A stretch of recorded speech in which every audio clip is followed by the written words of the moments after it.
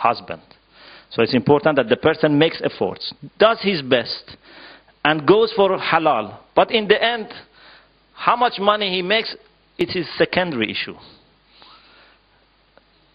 The most important thing that that person is responsible, makes efforts, and is always looking for halal. Because you don't want to give haram to yourself or your children. This is not going to work. And the financial situation of both families also is better if it's not that much different. If someone who is very, for example, poor gets married with someone who comes from a very rich family, sometimes this makes problem. Especially for man. If a man gets married with a woman who is from a very rich family, sometimes this may make problem because you cannot meet the expectations. And this is something to be taken into account. Another thing is beauty. Beauty is very important because one aspects of marriage is that you want to look after your modesty and chastity, and you don't want to have any relation outside marriage. So it's important that you love your husband or wife. But we should know that beauty, first of all, is relative. If you have the most beautiful person, again you find someone who is more beautiful. And this never stops. So you must find some way and to say, okay, I am pleased with this, that's it. If something more beautiful, comes later, you should never regret. Because this is never stopping. First. And second is that normally, even if someone is very beautiful, after some while you become used to it. So it would not always remain as the main factor. The main factor would remain the manners and the akhlaq and conduct of that person. Beauty would become very marginal. And sometimes the people who go for example, another wife, then you see that the next wife or second wife is not more beautiful. It's mostly the one who is more kind to him or, showing better, akhlaq. Not that necessarily is more beautiful. So, although beauty, as I said, is important, but it's not the main factor. What is important is that they should love each other. They shouldn't hate the way each other look, the appearance of each other. Otherwise, it will be sorted out later. And there is a very important hadith which I never forget when we started studying Sharh al-Lum by Shahid Sani. When we had this hadith, so I always remember this hadith that says, if someone, this is from the Prophet sallallahu alaihi wasallam, if someone gets married with a lady because of her beauty,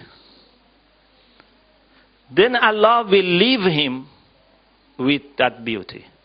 Means Allah will not support him. If someone gets married with a wife, with a woman for her money, Allah will leave him alone. But if someone gets married with someone because of her piety, Allah will give her money and beauty. What does it mean? It means that love and beauty is very subjective issue. It's very personal. Allah can make you love your wife much more than the people who may be more beautiful. And you may feel your wife is much more beautiful than any other wife. This is important. Because in the end, it's a matter of how you understand, how you appreciate. It's not fixed. No one has any definition of beauty. You cannot measure it with any, anything. You cannot measure. What does it mean to be beautiful? In the end, what is important is that whether you find that person beautiful or not. Some people were saying to Majnun, who was, Layli and Majnun. These are two people who occur in the Farsi literature who loved each other. Of course, Majnun was loving Layli, but Layli was loving him, but did not show any, love. So someone was asking Majnun, why you love so much Layli? She is not beautiful. And he said, if you look at Layli through my eyes, you find she is the most beautiful. But you must look through my eyes. This is important. So this hadith says, if someone gets married with someone, not because of money or because of beauty, but because of iman, because of deen, because of piety, Allah would give her money and beauty. Let me finish with this poem from Rumi and leave other points for the, inshallah, next session. Once I mentioned this poem, maybe in one of the meetings that we had several years ago. This is a story of a king who was going, for some hunting, and then he saw a young woman, and he fell in love with that young woman. یک کنیزک دید شه بر شاه را شد غلام آن کنیزک جان شاه. When he saw that young girl, his soul became servant of that girl. So much fell in love that was like a servant for that. Anyway, she was a slave also, so he bought that maid and took her to his palace. But this girl was always ill, pale and ill. And this man fell in love with her. So asked all the doctors to come. And all the doctors said, we do our best. But in the end, they couldn't find any treatment. So شه چو عجز آن حکیمان را بدید پا برهنه جانب مسجد دوید. In the end, when he saw that all the doctors are not able to solve, so with baked feet he went to the mosque. So he realized that he must ask Allah subhanahu wa ta'ala for help. This is when we are disappointed by all the people, we go to the mosque and to ask Allah subhanahu wa ta'ala. I don't know why we don't go in the first place.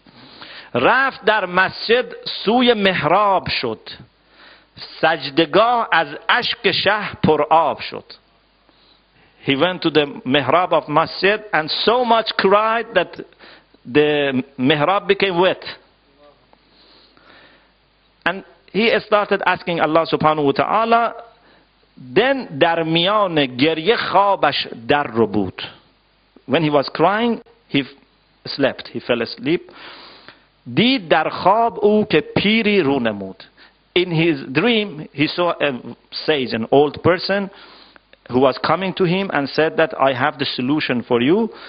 So he said, next day, I should wait for someone to come who knows the solution. I just skipped the poems. So, next day, he went himself out, sitting outside the palace, looking for someone to come with those characteristics that he saw in his dream. And when that person came, he respected him. دست و پیشانیش بوسیدن گرفت از مقام و راه پرسیدن. Kissed his hands and forehead and said, how was your journey? And then he told him the story. قصه رنجور و رنجوری بخواند. بعد از آن در پیش رنجورش نشاند. Said that we have such an ill person here, and this is the ill person, we want you to heal her. رنگ رو و